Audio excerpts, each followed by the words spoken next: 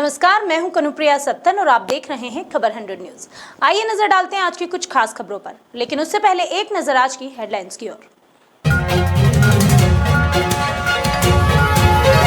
देश में मोदी सरकार के 7 साल हुए पूरे, पार्टी के मंत्री विश्वास सारंग ने गिनाई उपलब्धियां, विपक्ष पर साधा निशाना।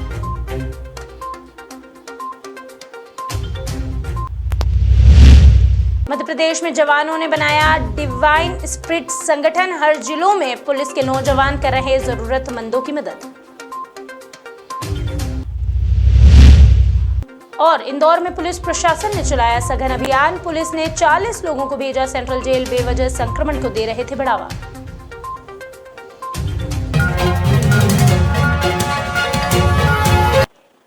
रविवार को मध्य प्रदेश के चिकित्सा शिक्षा मंत्री विश्वास सारंग ने मोदी सरकार के 7 साल पूरे होने पर सरकार की उपलब्धियां गिनाई। उन्होंने कहा कि आज का दिन जनता की सेवा करके मनाया जाएगा।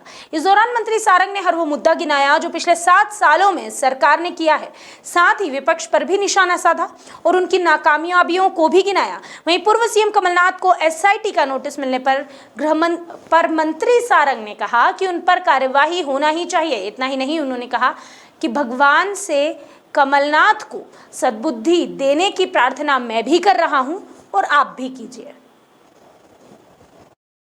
मैं इस देश के यशस्वी प्रधानमंत्री नरेंद्र मोदी जी को बहुत बधाई देता हूं कि उनके दूसरी पारी के 2 साल पूरे हुए हैं। लगातार 7 वर्षों से नरेंद्र मोदी जी के नेतृत्व में भारतीय जनता पार्टी की सरकार देश के विकास और जनता के कल्याण में लगी है। संविधान में अपेक्षित फेडरल सिस्टम को जिस दृढ़ता के साथ नरेंद्र मोदी जी ने इस देश में स्थापित किया, वो अपने आप में काबिल तारीफ है। देश का मान और सम्मान दुनिया के मानचित्र पर और बड़े, इसके लिए नरेंद्र मोदी जी ने प्रयास किए। भारतीय जनता पार्टी की केंद्र सरकार के 7 साल पूरे होने पर उज्जैन जिले के तराना में भारतीय जनता पार्टी नगर मंडल ने सेवा ही संगठन कार्यक्रम का आयोजन किया। यहां मंडल अध्यक्ष प्रवीण पालोत्रा के नेतृत्व में सिविल हॉस्पिटल में मरीजों को फल और बिस्किट बांटे गए, साथ ही साथ मास्क, सैनिटाइजर और जरूरतमंद लोगों को राशन भी बांटा गया। इन सभी के बीच लोगों को समझाइश दी गई कि कोरोना से लड़ने के लिए वैक्सीन बेहद जरूरी है, इसलिए जल्द से जल्द वैक्सीन लगवाएं।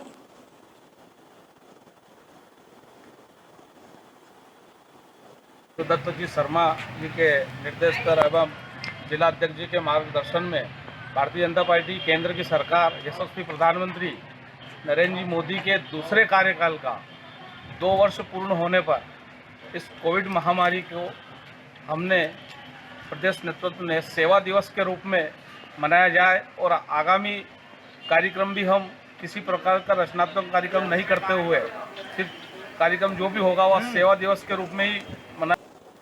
कोरोना की दूसरी लहर में देखने को आया कि मध्य प्रदेश के इंदौर में बड़ी संख्या में लोग कोरोना संक्रमित हुए, लेकिन जिला प्रशासन के लॉकडाउन के फैसले के बाद पिछले 2 महीनों में संक्रमण की दर में लगातार कमी आने लगी है। हालांकि अभी भी कोरोना संक्रमित मरीज सामने आ रहे हैं। पुलिस विभाग लगातार नए प्रयासों से आम जनता को जागरूक करने का प्रयास कर रही है। इसी कड़ी में नए प्रयोग के तहत एसपी महेश चंद जैन की आवाज में जागरूकता संदेश रिकॉर्ड किया गया, जो शहर के सभी प्रमुख चौराहों पर स्पीकर के माध्यम से सुनाया गया। महेश चंद जैन के अनुसार आम जनता सुरक्षित रहे, इसको लेकर पुलिस प्रशासन हर संभव प्रयास कर रहा है।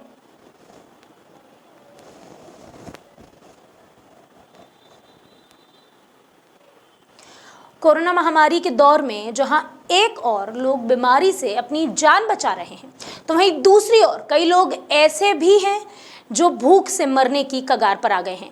इसी भूखमरी की समस्या से गरीब और असहाय लोगों को बचाने के लिए इन दिनों एक संगठन है जो खूब चर्चा में है। इस संगठन में पुलिस महकमे के कई जवान शामिल हैं। दरअसल डिवाइन स्पिरिट संगठन मध्य प्रदेश को पुलिस के जवानों ने बनाया है। यह संगठन मुख्य रूप से ऐसे लोगों की मदद करता है जो 2 वक्त की रोटी के लिए भी मोहताज हो गए हैं। संगठन में पुलिस के जो जवान हैं, उनका ये कहना है कि इन परिवारों के लिए लगभग 15 दिन के राशन की व्यवस्था की जा रही है। बता दें, संगठन के लोग अपने 1 महीने की पगार इस कार्य में समर्पित कर चुके हैं ताकि लोगों की मदद का ये कारवां लगातार चलता रहे। हमारे द्वारा कोरोना काल में एक तरफ लोग बीमारी से जूझ रहे हैं और दूसरी तरफ लोग भूख के मारी मरने की कगार पर है। हमारे ग्रुप के द्वारा ऐसे ज़रूरत परिवारों को चिन्हित कर लिया जाता है जिनको राशन की वगैरह की ज़रूरत है, उनको वेरीफाई कर लिया जाता है और वेरीफाई करने के बाद में उन लोगों को राशन किट उपलब्ध कराई जाती है। ऐसे परिवार जिनके काम धंधे कोरोना काल में बंद हो चुके हैं और वो अपनी आजीविका चलाने में असमर्थ है, ऐसे परिवारों को हम राशन का सामान उपलब्ध कराते हैं। ऐसे ही लाल बाग पैलेस के पीछे झुग्गी झोपड़ियाँ बनी हुई है, वहाँ पर एक साथ 15 से ज़्यादा लोगों को हमने राशन का सामान उनकी संख्या के अनुसार प्रोवाइड किया गया है। इसके अलावा हम जो लोग फुटपाथों और वृद्धाश्रम वगैरह जैसे लोग बाहर घूमते रहते हैं, उन लोगों को हम वृद्धाश्रम में और जिन लोगों को दवाई वगैरह चाहिए, उन लोगों को दवाई वगैरह, जो लोग बीमार हैं उन लोगों को अस्पताल में एडमिट वगैरह करवाना वगैरह, ऐसे बहुत सारे कार्य हम करते आ रहे हैं। रविवार को इंदौर में जनता कर्फ्यू के उल्लंघन के मामले में 3 थाना क्षेत्रों में सघन अभियान चलाया गया।